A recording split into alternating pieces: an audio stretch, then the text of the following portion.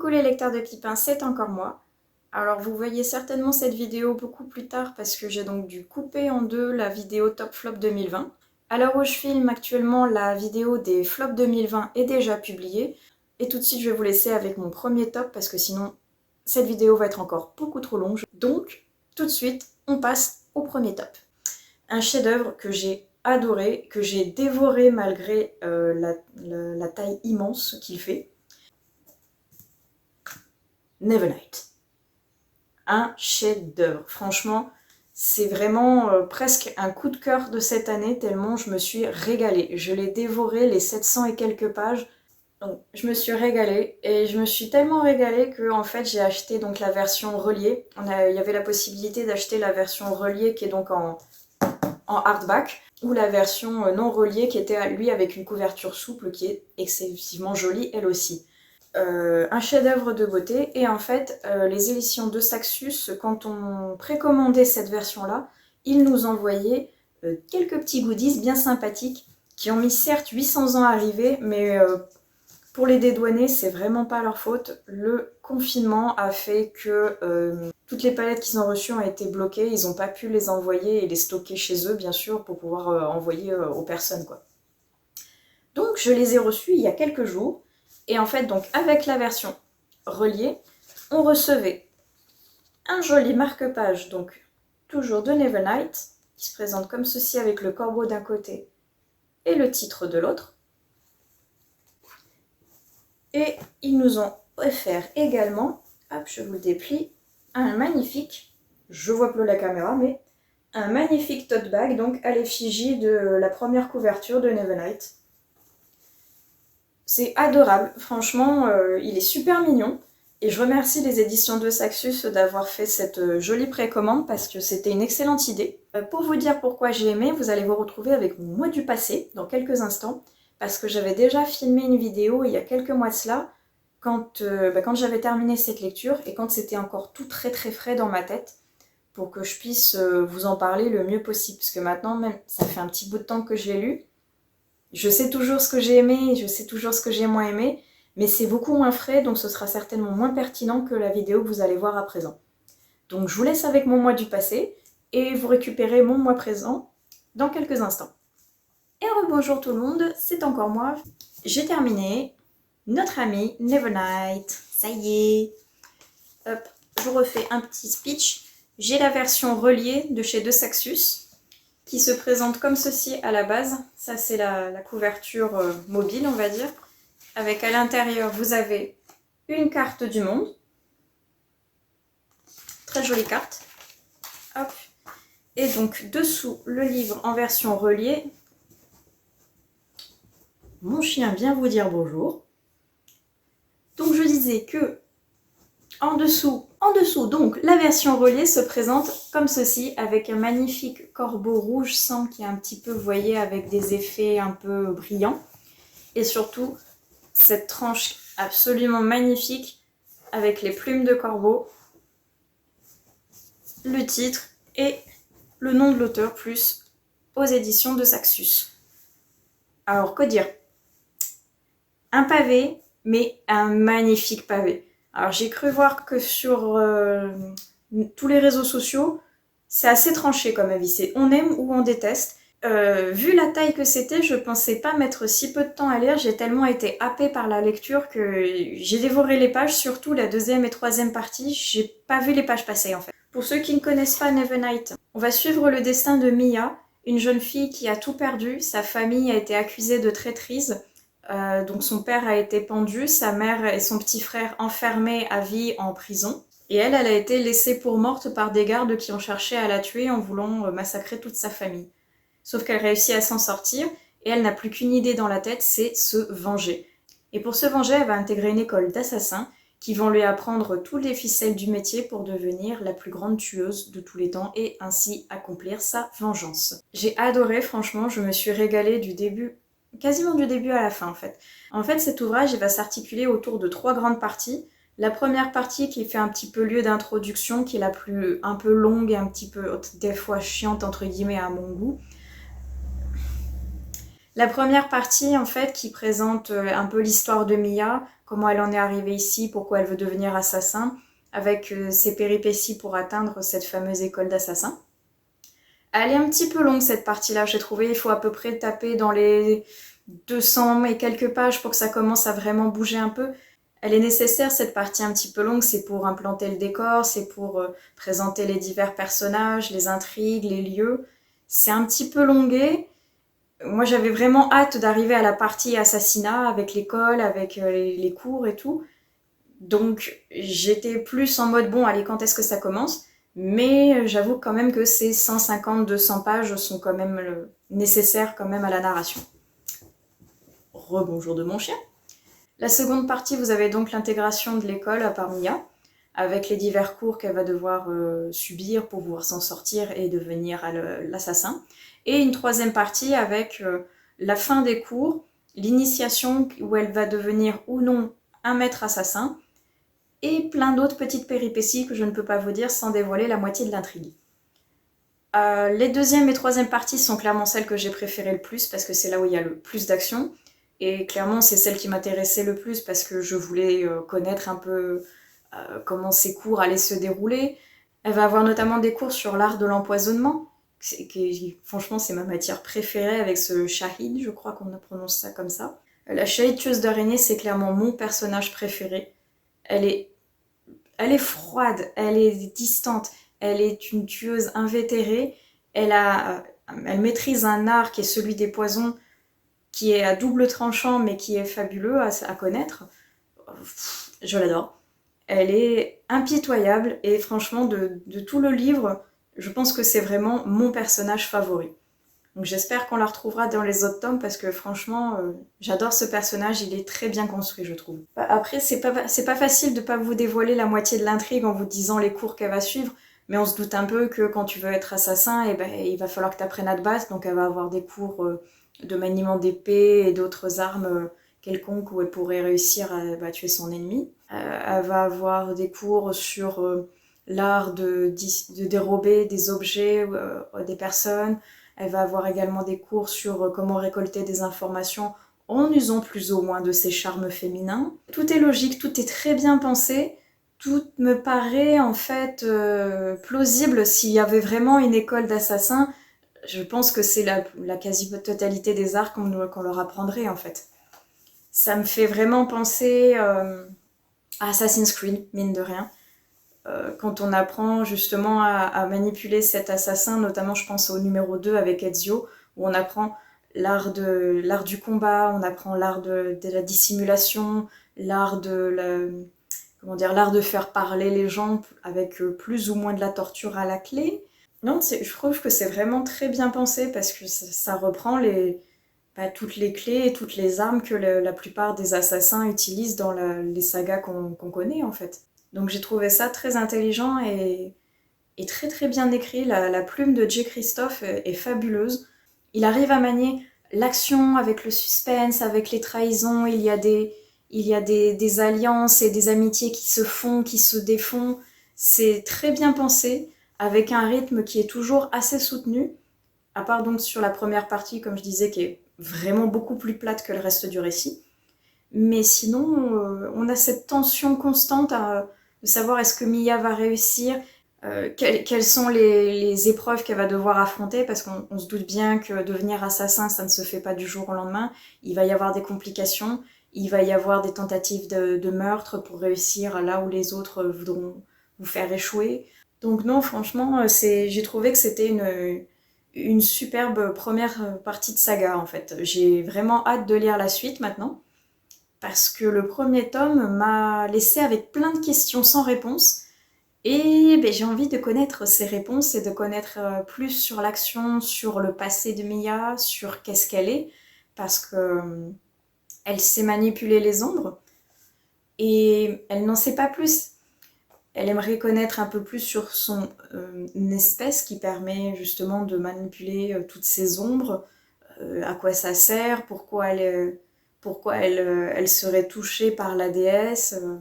Et j'aimerais en savoir beaucoup, beaucoup plus sur cette aptitude qu'elle a avec la manipulation d'ombre. On en sait assez peu au final dans ce premier tome et il faudrait qu'il y ait le tome 2 qui arrive. J'avoue que je suis presque tentée de les lire en version anglaise, tellement maintenant je suis impatiente de connaître la suite. Parce que les 2 autres tomes n'étant pas traduits, ça va être très très long comme attente.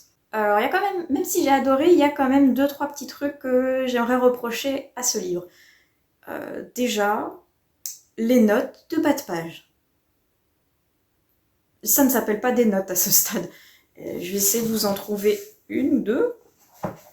Il y en a énormément, surtout au début de l'histoire, pour pouvoir justement poser les intrigues. Les notes de bas de page. Regardez, je ne sais pas si vous voyez bien. Là, c'est la partie récit, et ça, c'est la partie de notes de bas de page, qui parfois continue même sur une autre, voire 2 autres pages. Elles sont gigantesques. Et il y a des moments, en fait, soit je me disais, cette note de bas de page ne sert malheureusement à rien. Notamment, je parle d'un moment, un moment de l'histoire, mais Mia va marcher dans quelque chose d'un petit peu boueux, gélatineux, avec une odeur un peu nauséabonde, et elle espère ne pas avoir marché dans de la merde. Et il y a une note de bas de page à cet endroit-là, avec marqué « Et malheureusement, ce n'était pas de la boue dans laquelle elle a marché ». L'utilité de la chose, j'en vois pas du tout, surtout qu'après, dans la continuité du récit, on voit bien comme quoi c'était vraiment de la merde dans laquelle elle avait marché et non de la boue. J'ai pas trouvé l'utilité, mais pourquoi pas, elle est là. Il y a certaines notes de bas de page qui sont très longues en fait parce qu'elles présentent le récit avec notamment un lieu, pourquoi il a tel nom, pourquoi tel personnage s'appelle comme ci, pourquoi ce lieu est fait comme ça. Et c'est super intéressant comme note, mais je comprends pas l'intérêt de le mettre en note de bas de page. Il faudrait l'inclure dans le récit, je trouve. J'ai pas trop compris. En plus, ça prend de la place justement en bas de page. C'est tellement grand que ça va continuer sur plusieurs pages d'affilée. Alors que l'intégrer au récit, ça aurait fait presque une continuité un peu logique sur la description d'un lieu. Alors, est-ce que c'était pour éviter que le discours soit justement trop lourd, trop pesant, avec beaucoup plus de descriptions? Est-ce que c'était pour peut-être amener justement ce narrateur dont personne ne connaît vraiment l'identité, qui amène un petit quelque chose de plus au récit, et pareil, on en saura plus sur les prochains tomes. Je sais pas. Toujours est-il que le choix de l'auteur s'est porté sur une bas de page plutôt que sur une continuité de récit. Je serais curieuse d'en savoir plus parce que c'est vrai que pour moi, en tout cas, c'est un avis vraiment personnel, pour moi, certaines notes de bas de page n'ont pas lieu d'être, elles devraient être intégrées au récit. Mais c'est vraiment un avis ultra personnel, quoi. Ce que je pourrais rajouter d'autre, c'est que, comme je disais un petit peu plus tôt, on a vu beaucoup d'avis tranchés sur le sujet. C'est tout blanc ou tout noir. On aime ou on déteste pour diverses raisons. Je comprends les personnes qui n'ont pas aimé pour diverses raisons. Même s'il y en a certaines, je les trouve pas tout à fait légitimes. Je sais qu'il y a énormément de personnes qui n'ont pas aimé, on va dire, les parties un petit peu avec des scènes explicites de sexe. Il faut pas oublier que c'est de la fantaisie adulte. Donc de la fantaisie adulte, ça me paraît presque normal, enfin c'est commun de voir des scènes de sexe, de violence, de langage grossier et compagnie. Il y a même un disclaimer au tout début du livre pour dire attention, vous allez retrouver ça, ça, ça et ça comme contexte à l'intérieur. C'est pas à mettre entre toutes les mains. C'est violent, c'est sanglant, il y a du langage cru, il y a du sexe, mais c'est de la fantaisie adulte, donc ça me choque pas. Est-ce que parce que je suis adulte, entre guillemets, et que j'ai l'habitude de lire ce genre de livres? Je ne sais pas, en tout cas moi ça m'a pas du tout choqué. J'ai lu des livres bien pires que ça, franchement, au niveau description, cruauté et langage très cru. Moi ça ne m'a pas choqué. Je sais qu'il y a des personnes qui ont été un peu choquées aussi parce que c'est un personnage qui a 16 ans dans le livre. Et les gens ont certainement été un peu gênés parce qu'elle est un peu jeune peut-être pour avoir ce style de relation avec un homme. J'ai envie de dire, l'auteur il fait ce qu'il veut. Au bout d'un moment, c'est son personnage, c'est son histoire, il fait ce qu'il veut. Je vois pas ce qu'il y a de choquant à ça. L'auteur, c'est son univers, son personnage, il l'a créé de toutes pièces. Et s'il a envie de poser telle scène à tel endroit et que ça implique qu'il y ait une scène de sexe, et bien c'est son droit, c'est dans la continuité du récit. Chaque plan est logique, chaque plan est lié entre eux. Je comprends pas trop pourquoi les gens étaient un petit peu choqués peut-être. Est-ce qu'ils étaient pas habitués à lire ce style de récit? Est-ce que ce langage était peut-être trop cru pour eux? Est-ce que le fait que ce soit un homme entre guillemets plus âgé que le protagoniste qui écrive, je ne sais pas, mais en tout cas, s'il faut commencer à avoir un âge légal maximum pour écrire sur un personnage avec un âge fixe, ça va être compliqué, hein, parce que si à partir de 40 ans, vous ne pouvez plus écrire que sur des personnages qui ont 40 ans, ça va faire des récits assez plats au bout d'un moment. Enfin bon, ce n'est que mon avis. Personnellement, ça ne m'a pas choqué. Les personnes que ça a choqué, ne continuez pas à lire. Je pense que les prochains tomes vont être pires. Donc voilà, si ce que j'avais vu, c'est... je ne sais plus quelle youtubeuse en avait parlé, qu'il y avait potentiellement des erreurs de traduction sur certains passages du livre, notamment un certain passage où Mia et Trick, les deux personnages on va dire principaux, déblatèrent sur le pouvoir des insultes et notamment sur le poids des insultes en utilisant le sexe féminin ou masculin dans la phrase. Je sais plus exactement le terme, mais je sais pas si YouTube va me censurer ou pas, mais en tout cas il y a le mot BITE à un moment, hein, pour la partie masculine, et pour la partie féminine, Mia à l'emploi c'est un vrai con. Et si je me rappelle bien, la booktubeuse avait dit le problème c'est que ça marche pas, en anglais ça doit certainement être un mot genre pussy en rapport avec le sexe féminin, et ça passe pas en français, il y a plus de jeu de mots entre le sexe masculin et féminin dans cette tirade en fait. Et si, c'est au contraire c'est extrêmement bien traduit, vu que Mia dit c'est un vrai con. Et le con, à la base, c'est l'ancien mot pour désigner le sexe féminin. Donc au contraire, je trouve que c'est extrêmement bien traduit, c'est très fin, parce que c'est une expression en plus qu'on emploie, on va dire, de manière assez courante, et que visiblement la plupart des gens ne savent pas trop d'où vient cette expression-là. Et au contraire, je trouve que justement le choix de mots là, il est très judicieux, parce qu'en employant une expression, on va dire, commune, que la plupart des gens emploient sans en faire vraiment attention finalement, et bien c'est une insulte qui est basée sur le sexe féminin. Donc ça passe parfaitement bien. Personnellement, moi j'ai trouvé au contraire que c'était très bien traduit, donc comme voilà. Ouais, je trouve qu'au contraire, la traduction de ce livre, elle est fabuleuse. Monsieur Sébastien Guillot, qui a fait la traduction, franchement, je lui voue un culte incommensurable parce qu'il est très très doué. Déjà, il a traduit de l'anglais australien. Honnêtement, je trouve que c'est un anglais qui est vraiment particulier. Il y a beaucoup d'expressions qu'on n'a pas l'habitude d'entendre parce que... Après, ça dépend de l'école de laquelle vous venez, mais personnellement, nous, on n'apprenait pas l'anglais australien de là où j'ai appris l'anglais. Donc, il y a beaucoup d'expressions qui sont propres à ce pays et qu'on n'entend pas souvent. Donc, à traduire, je connais, c'est très compliqué. Et franchement, pour tout ce texte-là, je trouve que le traducteur a fait un travail, mais remarquable, parce qu'il faut être au minimum, je pense, trilingue pour réussir à traduire ce pavé.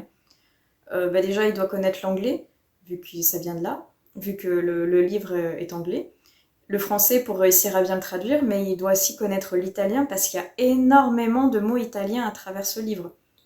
Je pense que Monsieur J. Christophe, il est fan de l'Italie, parce qu'il y a énormément de mots, d'expressions, de lieux qui sont inspirés en fait de faits italiens, de noms italiens ou même de lieux. Je pense notamment rien que Mia, elle s'appelle Mia Corvere. C'est une consonance quand même très italienne. Il y a les masques aussi, mine de rien, qui sont très importants et on reprend les masques, les noms des vrais masques italiens. Il y a des lieux aussi qui m'ont fait sourire, avec notamment un clin d'œil au Pont des Soupirs en Italie, qui a été changé de nom, mais avec la petite histoire justement qui est en bas de page, on se rend compte de l'inspiration que ça vient du Pont des Soupirs en Italie, justement. Il y a tout l'aspect justement des gondoles qui fait partie de Venise. Et il y a toute la garde d'Illuminati qui se rapproche beaucoup de la garde du Vatican. Il y a énormément de petits parallèles comme ça, je trouve, par rapport à l'Italie. Mais pousse-moi, je t'en dirai rien. Je disais, il y a énormément de petits parallèles comme ça qui sont faits avec l'Italie, des petits clins d'œil qui font personnellement j'ai adoré parce que je suis Tsushi italienne. C'est les petits clins d'œil comme ça m'ont fait sourire. Après, je me prenais au jeu de rechercher quels petits indices il avait glissés. Est-ce que ça avait un rapport avec l'Italie? Je trouvais ça super sympa. Et étant Tsushi italienne, ça m'a fait plaisir de voir les petits clins d'œil comme ça glisser à droite, à gauche. Je prenais un malin plaisir après à les chercher. C'était très agréable à regarder. Donc oui, je pense que Monsieur Christophe est un fan de l'Italie et je le comprends. Je le comprends et je suis curieuse de voir si dans les autres tomes il va y avoir encore d'autres petits clins d'œil comme ça à ce pays et s'il avait d'autres petits clins d'œil comme ça peut-être sur d'autres pays, ça pourrait être rigolo à chercher. Mais en tout cas, une fois de plus, un chapeau au traducteur. Je trouve qu'il a fait un travail monstrueux. En plus, c'est un gros pavé quand même à traduire, ça a dû lui prendre un temps fou. Donc non, au contraire, je trouve que c'est une très belle traduction et je trouve qu'on crache trop facilement sur la tête de traducteurs dès qu'un livre ne nous plaît pas. Je suis d'accord que il y a des mauvaises traductions, il peut y avoir des erreurs de frappe, il peut y avoir des coquilles, des mots inversés. J'ai pas lu, je n'ai pas encore lu La neuvième maison de Leigh Bardugo, mais apparemment la traduction a été assez loupée. Apparemment, avec ces erreurs de frappe, ces mots un peu inversés ou en doublon, j'attends de voir pour me faire une opinion, mais en tout cas, moi je suis pas d'accord sur le Nevernight quand on dit qu'il a été mal traduit. Je suis pas d'accord sur ce point de vue-là, moi je trouve qu'il a été très bien traduit, au contraire. Après, chacun a son opinion, hein. Moi je critique pas non plus ceux qui disent comme quoi ça a été mal traduit, c'est leur droit. S'ils n'ont pas aimé, eh bien ça arrive, hein. Moi j'ai aimé, mais il y a certains livres que je n'aime pas et que d'autres sont fans, donc chacun a ses propres goûts. Ben, d'ailleurs, si vous voulez discuter et débattre dessus, n'hésitez pas à utiliser la section des commentaires là-dessus, hein. Ça pourrait être super intéressant de savoir qu'est-ce qui vous a plu et qu'est-ce qui vous a plus déplu justement sur ce livre. Est-ce que c'est par rapport à cette fameuse traduction? Est-ce que c'est par rapport à cette ambiance un peu trop adulte peut-être? Dites-moi tout en restant cordiaux bien évidemment. Dites-moi dans les commentaires, je serais ravie de débattre avec vous. Que dire d'autre? Personnellement, bah, c'est de la fantasy très dark, mais c'est mon style de livre. À la base, j'adore les thrillers parce que justement, c'est une ambiance c'est très sombre, c'est très violent, que ce soit psychologiquement parlant ou physiquement parlant dans certains livres. Et je retrouve cet aspect violent dans le livre que j'ai beaucoup apprécié. Mais c'est une violence intelligente qui est amenée avec tact, avec logique sur certains événements. Et personnellement, moi j'ai beaucoup apprécié, j'aime ce côté mystérieux de cette école d'assassins, ce côté un petit peu tout le monde sait que ça existe mais personne ne veut en parler ou personne n'ose en parler. C'est assez intriguant de connaître un peu plus sur eux, sur ce métier qu'est assassin et sur ce que ça implique à devenir un meurtrier entre guillemets. Donc moi j'ai beaucoup apprécié. J'ai adoré la partie dans l'école où justement on leur apprend à devenir ces assassins. Et maintenant que j'ai vu tout ça, ben, j'ai envie de connaître un peu plus sur cette école, j'ai envie de connaître plus sur la fonction d'assassin.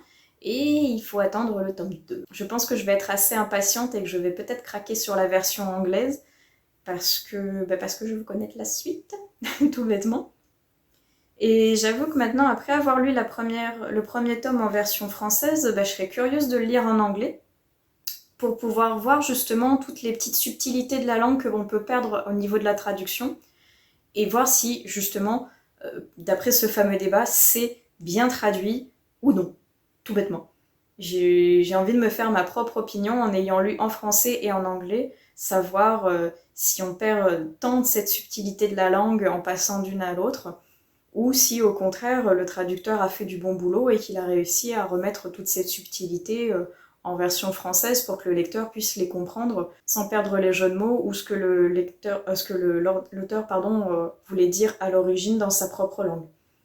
Je suis curieuse de voir ça en fait. Et j'avoue aussi que ma motivation d'acheter les autres tomes, notamment en anglais, ça se joue aussi pour la couverture américaine qui est quand même magnifique.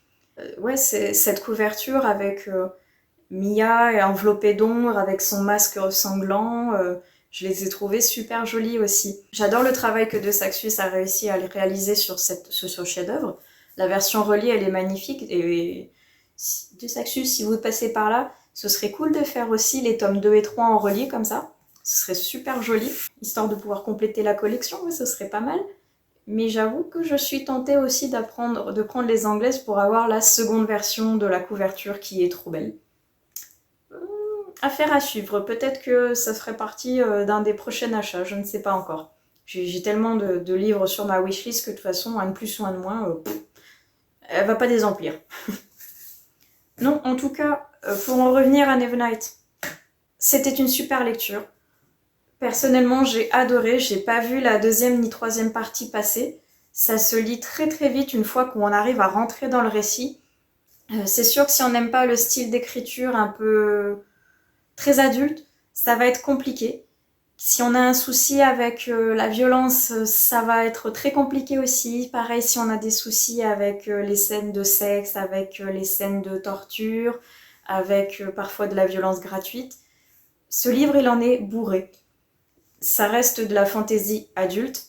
Le disclaimer au début, il est là pour ça, pour prévenir le lecteur qu'il faut être quand même averti en lisant ce style de livre. Il est au début, il n'est pas là pour rien, il est là pour prévenir le lecteur, comme quoi c'est un langage qui est très cru, qui est très adulte, axé sur la violence, et que si peut-être on est dérangé par ce style de vision, il faut peut-être mieux passer son chemin et ne pas lire Nevernight, plutôt que de le lire et de se faire après une mauvaise opinion dessus, en se disant « je le pensais pas si costaud au niveau contenu ». Il faut peut-être mieux passer à une autre lecture plutôt que de se faire avoir en plein milieu, ça c'est sûr. Une fois de plus, j'ai adoré, j'ai hâte de lire le tome 2 et 3 à présent.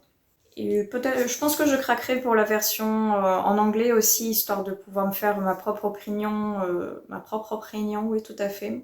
Ma propre opinion donc sur la traduction. Et j'aime bien aussi pouvoir lire en anglais parce que on a une vraie vision sur la plume de l'auteur en fait. Parce que on aime un livre traduit, on trouve qu'un livre est bien, mais en général, on oublie que c'est parce que le traducteur est très bon derrière que le livre est si intéressant. C'est un point de vue purement personnel, donc ne prenez pas pour vous si vous n'êtes pas d'accord avec moi, il n'y a aucun souci là-dessus. Mais je trouve que un livre, on peut le trouver super bien, avec une bonne action, avec une histoire palpitante, avec des personnages charismatiques et tout. Mais je pense que la traduction y joue pour beaucoup. On peut apprécier énormément la plume d'un auteur ou d'une autrice, mais si la traduction est mal réalisée, malheureusement, le livre peut nous paraître trop lourd, peut nous paraître incohérent, avec des soucis justement de rythme, de traduction, des erreurs de non-sens. Et justement, ce qui fait la fluidité de la plume, c'est le travail du traducteur derrière. Donc je trouve que apprécier un livre en français, c'est évidemment par l'auteur ou l'autrice, mais c'est aussi beaucoup par la présence du traducteur qui a réussi à recréer l'ambiance et les dires de la personne qui a écrit le livre. Sans les traducteurs, vous ne pourrez pas lire autant de livres en français. Je suis traductrice de métier, donc c'est pour ça que j'avoue que je prends la défense des traducteurs, parce que je trouve qu'on a trop tendance à cracher dessus et à démonter un livre par le traducteur plutôt que par la plume de l'auteur qu'on n'aurait pas apprécié. Et je trouve ça dommage parce que il y a un boulot mais monstrueux derrière chaque ouvrage traduit, surtout un comme celui-ci, je sais pas si vous voyez, il fait plus de 700 pages, c'est un travail de titan derrière où la personne elle a dû se creuser la tête, passer certainement des nuits blanches dessus, surtout qu'il y a 3 langues à l'intérieur, plus une langue on va dire propre au monde que J. Christophe a créé, donc c'est quand même un travail titanesque derrière. Et le métier de traducteur n'est quand même pas si simple malgré ce que les gens peuvent penser. Parce qu'il y en a beaucoup qui se disent bah, moi je parle anglais ou je parle espagnol ou je parle telle langue, c'est bon, je peux traduire tel ou tel ouvrage, il n'y a aucun souci. C'est beaucoup plus compliqué que ça, le métier de la traduction. On pourrait faire une vidéo complète à ce sujet, je serais ravie de débattre avec vous à ce sujet justement. Ça fera peut-être l'objet d'une prochaine vidéo, qui sait, parce qu'il y aurait beaucoup à dire et ce serait super intéressant de pouvoir débattre avec plusieurs personnes, avoir plusieurs avis sur les sujets de la traduction justement dans le milieu littéraire. Dites-moi tout en commentaire, je serais ravie d'avoir vos avis là-dessus. Est-ce que vous aimez les livres traduits justement? Est-ce que vous ne les aimez pas? Pourquoi? Est-ce que vous avez des exemples de bonnes ou de mauvaises traductions? Je suis preneuse, n'hésitez pas à utiliser la section des commentaires pour me faire part de tout ça, vos avis, ce que vous aimez, ce que vous aimez pas. Dites-moi tout. Je serai ravie de débattre avec vous. Et je pense qu'on va arrêter ici cette vidéo parce qu'elle est déjà beaucoup trop longue. Après, je vais mettre 800 ans à la monter. Et je vais galérer. Donc voilà, vous avez vu mon mois du passé. J'espère que ça vous a plu. Et ouais, franchement, je garde un excellent souvenir donc de cette lecture, que je me suis régalée. Mais bref, on va pas revenir là-dessus. Vous avez déjà vu la vidéo, je vais pas vous le répéter une seconde fois. Donc on va passer à un autre top que j'ai adoré, qui change complètement de registre, et que j'ai acheté en version papier assez récemment, parce que je l'avais en e-book. Et en fait, je l'avais pris en e-book parce que j'étais pas sûre d'aimer. Et honnêtement, vu le prix du bouquin, je voulais pas mettre ce prix-là dans un livre avec si peu de pages si je ne l'aimais pas en fait. Pour vous dire, bon, je commence par un point négatif certes, mais pour vous dire, voilà, il fait moins de 300 pages et il est à 20 € quoi. 20 €, tout petit, comme ça. Pour vous donner un exemple, je vais prendre mon Brentwix qui est à côté. Vous voyez ? 25 €. 25 €, on a 800 pages quand même. Point de vue rapport qualité-prix, excusez-moi, mais 25 €, c'est plus ouais, ce style de format-là. Ça, je trouve que 20 €, c'est beaucoup trop cher en fait pour soit pour le format, soit pour le nombre de pages. Ce n'est que mon avis. Mais c'est pas le nombre de pages qui m'a fait adorer ce livre, c'est vraiment l'écriture. Alors je vais vous le présenter, j'arrête de vous faire passer la couverture comme ça 50 fois devant vous sans vous montrer ce que c'est. Je vais vous parler de A.S. Seed, le tome 1 de Alfreda Henwy. On dit Henwy, Envy, je ne sais pas. Mais en tout cas donc de Alfreda. Et c'est le tome 1, La Meute Maudite, publié aux éditions Milady. Si j'hésitais à le prendre au début, c'est parce que comme vous pouvez le voir par ici, j'ai pas tous les tomes, mais là, j'ai la saga de Mercedes Thompson, qui est également publiée aux éditions Milady en backlit, et qui traite à peu près en fait du même sujet, et j'avais peur que, étant fan de la saga Mercedes Thompson, eh bien, je retrouve quasiment les mêmes codes dans celui-ci et que j'apprécie moins ce livre-là en fait. Donc j'étais un peu dubitative. Et en fait, à force de voir cette magnifique couverture passer, je me suis dit bon, je vais me lancer, je vais le lire et je vais l'acheter et puis on verra bien. Et franchement, je regrette absolument pas parce que j'ai commencé le e-book, j'ai fait pop, stop, ils me le font en version papier, il est super. Et maintenant, je sais que le tome 2 va sortir courant janvier, mais malheureusement que en e-book pour le moment. J'espère qu'ils vont sortir la version papier parce que maintenant que j'ai le tome 1, j'aimerais bien voir le tome 2 en papier aussi. Ça m'embêterait qu'ils ne le sortent pas. Alors, pourquoi je l'ai aimé? Principalement par la plume de l'autrice en fait. Je la trouve belle. Elle est très fluide, très facile à appréhender. Elle se lit très très bien. Elle arrive à manier la romance avec l'action, avec la partie descriptive, avec la partie un peu suspense, un peu horreur aussi qui vient mélanger tout ça. Et surtout en fait, tout le livre est empreint de tout ce qui est un peu légende amérindienne. Et j'avoue que je suis archi fan de tout ce qui tourne autour des légendes et des mythes, notamment amérindiens. C'est en partie aussi pour ça que j'adore la saga Mercedes Thompson, vu que Mercedes est à moitié amérindienne en fait. Alors, pourquoi je l'ai aimé? Pour vous faire un bref résumé, on va suivre Niam, la jeune femme que vous voyez sur la couverture, qui est vétérinaire et qui est également la fille de l'alpha de la meute la plus respectée de la région. Tout se passe bien dans sa vie et son métier, jusqu'au jour où sa meute va se retrouver en proie à un terrible virus qui va tous les décimer et elle va se retrouver la seule épargnée. Comme c'est la seule qui est épargnée et qu'elle ne sait pas pourquoi, Elle va se lancer dans une quête pour aller sauver les siens et découvrir en même temps pourquoi c'est la seule dont le mal n'a pas de prise sur elle. Et elle va se retrouver embarquée donc dans une quête un peu mystique, sur fond de légendes amérindiennes, avec un jeune homme qui va venir l'aider dans sa quête et qui ne la laisse pas si indifférente que ça. Alors oui, je vous ai dit en début de vidéo, la romance, tout ça, c'est pas pour moi.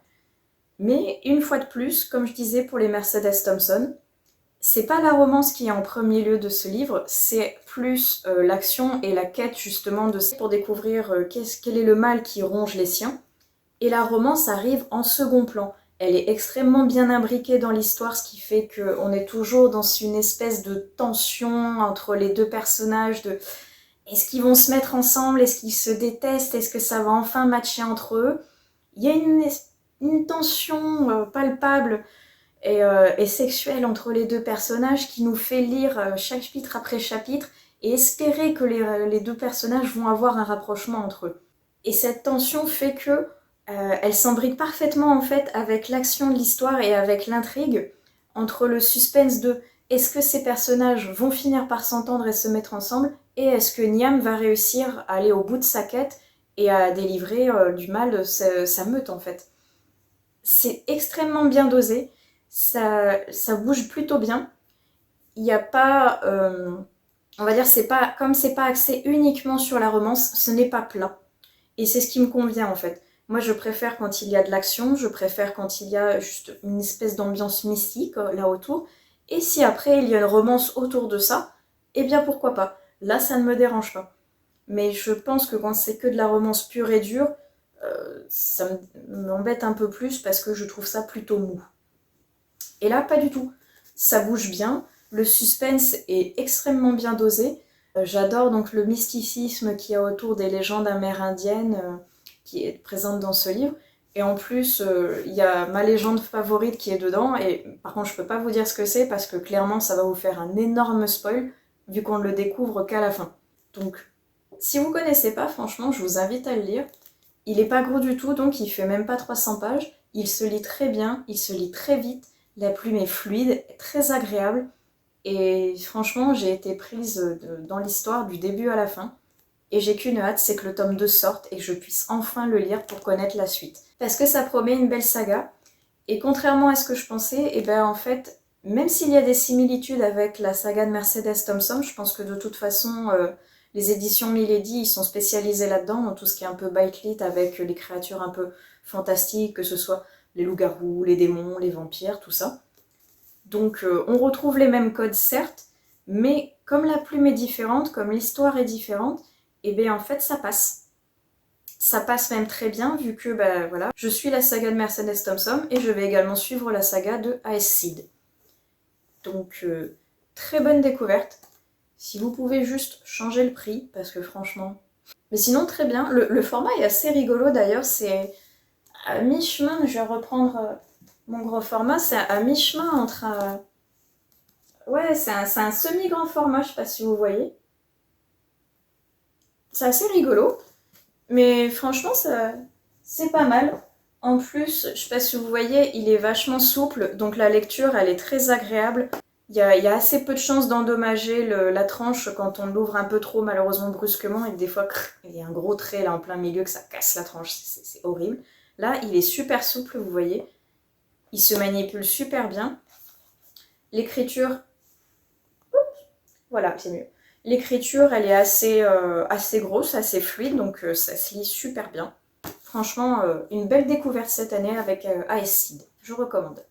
Un autre roman que j'ai littéralement adoré et qui annonce donc le début d'une saga que je vais certainement suivre, c'est La Passe Miroir de Christelle Dabos.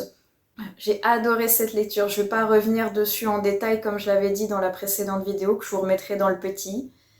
Euh, Franchement, une lecture très agréable, avec une excellente surprise, une écriture fluide, très descriptive, très aboutie et poussée avec une histoire qui se passe dans un monde créé de A à Z qui est extrêmement bien ficelé, avec des intrigues politiques, avec un peu un soupçon de magie. Franchement, un chef-d'œuvre.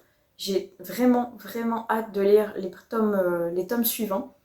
parce que c'est une excellente découverte et franchement, si les tomes 2, 3 et 4 sont à la hauteur du 1, je vais me régaler. J'ai presque envie de craquer pour le magnifique coffret qui comprend les 4 tomes plus un ex-libris avec certains croquis et idées que l'autrice a eues pour créer cette magnifique saga. Et j'aimerais bien qu'il soit quelque part par là sur ma bibliothèque. Enfin, ma bibliothèque. Ah, un jour, j'aurai une vraie bibliothèque. Elle sera belle. Enfin voilà, la passe miroir, j'adore. J'adore. Franchement, magnifique. Je me suis régalée. De bout en bout, franchement, c'est une super aventure. Et j'ai hâte de retrouver Ophélie et Sorne pour le tome 2 et de voir dans quelles nouvelles aventures ils vont s'embarquer. Et surtout, qu'est-ce qui se passe avec Farouk. Je veux savoir la suite. Franchement, j'ai vraiment hâte de retourner dans cet univers. Dans un autre registre, un autre top que j'ai adoré, je sais pas s'il est vraiment connu parce que je l'ai pas encore vu beaucoup passer. Je voudrais vous parler de cette magnifique BD qui est juste derrière moi qui s'appelle One of Those Days. Et franchement, elle est géniale. Je vais la récupérer pour vous la présenter. Elle est vraiment top. Hop. Donc la voici d'un peu plus près. C'est One of Those Days de Yehuda Devir et Maya Devir. Donc les deux personnages que vous voyez en plus sur la couverture. Franchement, est magnifique. Une excellente découverte. Donc Yehuda et Maya, qui sont deux artistes israéliens et qui ont décidé en fait de retranscrire certaines tranches de vie, certaines tranches de leur vie en plus, à travers des dessins et donc une BD. Et on va suivre leurs aventures en fait du moment quasiment où ils se sont rencontrés jusqu'au moment où, comme vous le voyez derrière, ils vont avoir une petite fille. Et franchement, c'est une régalade. Je les ai découverts au début sur 9gag complètement par hasard. Et après, je les ai suivis sur Instagram. Et franchement, je me régale. Le style de dessin d'Yehuda, j'espère que ça se prononce comme ça. Mais en tout cas, son style de dessin, il se rapproche un petit peu du comics. Et j'adore ce style de dessin. Je suis archi fan des comics, presque plus que les mangas. Donc pour moi, retrouver ce style de dessin colorisé et tout comme ça, franchement, c'est magnifique.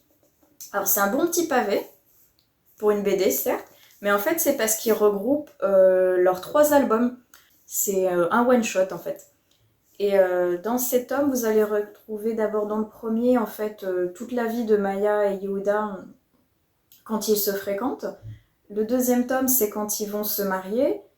Et le troisième tome, c'est quand ils vont essayer d'avoir un enfant et qu'ils vont réussir à avoir donc cette fameuse petite fille que l'on voit ici. Et franchement, c'est un concentré de joie, de bonne humeur, de rigolade, avec un style de dessin que personnellement j'apprécie tout particulièrement, que je trouve vraiment magnifique, que ce soit dans le style de dessin, les détails, la colorisation, franchement, au top. Je vais vous montrer ici quelques pages, je vous montrerai après un peu plus en détail. Vous voyez, donc ça se construit un peu comme ça. Vous avez une planche en noir et blanc et la version colorisée juste à côté. Et comme vous voyez, c'est le genre de planche qui se passe dans la vie de tous les jours. Franchement, ce sont juste des petites tranches de vie. C'est pas, on va dire, c'est pas une BD à proprement parler avec plusieurs cases, une histoire en continu. C'est vraiment une page avec une version en noir et blanc et sa version colorisée. Et chaque page va représenter un moment de vie. Un moment quand ils ont fait les courses, quand ils ont vu un film, quand ils ont mangé quelque chose. Des trucs qui pourraient paraître totalement banals, mais qui en fait avaient un petit sens pour eux. Et il arrive à le retranscrire, mais parfaitement sur le papier. Et franchement, du début à la fin du livre, j'ai eu le sourire aux lèvres. Je me suis régalée. Je l'ai eu à mon anniversaire et franchement, je suis tellement contente de ce cadeau. Il est super et je me lasse absolument pas de relire à chaque fois cette BD-là et de réapprécier une fois de plus les dessins à chaque nouvelle lecture. 2 petits détails qui pourraient en déranger certains, c'est que déjà, il est extrêmement compliqué à trouver. Je ne l'ai jamais vu donc dans aucun commerce autour de chez moi. Donc clairement, comme c'est de l'import, Amazon. Sur Amazon, vous pouvez le trouver, il n'y a aucun souci et c'est franchement le plus simple et le plus rapide pour vous, si vous voulez vous le procurer. Et la seconde chose qui peut peut-être en déranger certains, c'est comme c'est un livre en import, parce que donc les deux, comme je vous le disais, les deux artistes sont israéliens, et bien le livre est complètement en anglais et n'est pas du tout traduit. Alors ça reste une BD, comme je vous disais, c'est des phases de vie en fait, donc il y a assez peu de texte et ils sont assez faciles de compréhension. Vous voyez, il y a très peu de texte et quand il y a du texte, c'est genre une bulle par-ci par-là. Et avec les images en plus en général, c'est assez facile de comprendre la situation, mais au cas où, je préférais vous préciser qu'il n'existe pas en français, il n'est que donc en version anglaise. Voilà, donc ceci étant dit, j'adore. Une fois de plus, j'adore. Franchement, ça me fait tellement plaisir de l'avoir ce livre et de pouvoir le relire autant de fois que je veux plutôt que de rechercher sur mon téléphone où est-ce qu'elles étaient les planches principales qui m'ont fait rire. Je pense que je l'adore tout particulièrement en fait parce qu'il y a énormément de scènes du quotidien qui rappellent notre quotidien à nous. Parce que clairement, la planche que je vous ai présentée avec Maya qui perd ses cheveux partout et Yehuda qui est derrière en train de ramasser, en train de râler de on pourrait en faire un tapis, c'est clairement mon quotidien avec mon conjoint. Je perds mes cheveux partout, il en peut plus. Et il y a énormément de scènes comme ça qui m'ont fait rire parce que ça ressemble à la vie de tout le monde, de tous les jours en fait. Et c'est ça que je trouve génial, c'est que des fois, il n'y a pas spécialement besoin d'avoir un fil conducteur ou une histoire très poussée pour pouvoir faire quelque chose de bien. Euh, Juste la simplicité de tous les jours avec la vie d'un homme et d'une femme, ça suffit à créer quelque chose d'unique, quelque chose de beau, qui est bien dessiné et qui fait rire les gens. Juste ça. Je pense qu'en plus, cette année a été assez compliquée pour tout le monde, notamment pour moi, et pouvoir avoir une tranche de rire avec quelque chose de léger comme ça, j'ai trouvé ça tellement agréable que franchement, dès qu'il y a un coup de mou, je l'ouvre et je souris. Franchement, il est fantastique pour ça. Donc je vous le recommande, c'est vraiment quelque chose de très agréable à lire. Et si vous aimez en plus le style un peu comics, je pense que vous apprécierez cette lecture. Quoi vous dire de plus là-dessus? En fait, donc moi j'ai la version, comme je vous disais, one shot qui regroupe leurs 3 albums. Clairement, si vous les suivez sur Instagram, vous voyez qu'ils continuent de dessiner, qu'ils continuent d'écrire des nouvelles planches, parce qu'en plus Maya attend un second enfant. Donc je pense qu'il va y avoir certainement un autre tome qui va sortir dans pas longtemps. Je suis curieuse à chaque fois qu'il y a une nouvelle planche qui sort de savoir quelle va être leur nouvelle histoire et qu'est-ce qui va me faire rire en les regardant. Eh bien, je suis en train de faire le tour, mais je pense que je vais finir ici cette vidéo des top et flops 2020 parce que je pense que ça fait beaucoup trop longtemps que je parle, que je vais mettre 800 ans une fois de plus à monter cette vidéo et que vous l'aurez jamais avant mars si je continue. Il y a certainement certains livres que j'ai oubliés ou dans les tops ou dans les flops, mais c'est pas grave. Je vous mettrai tous les liens de livres dont je vous ai parlé dans la barre d'infos si ça vous intéresse, ainsi que les diverses plateformes où vous pouvez me retrouver. Donc voilà, ici s'achève cette nouvelle vidéo. Une fois de plus, je vous souhaite à tous une excellente année 2021 avec plein de bonnes choses. Et je vous dis à plus tard pour une prochaine vidéo sur les lectures de Pipin. Ciao!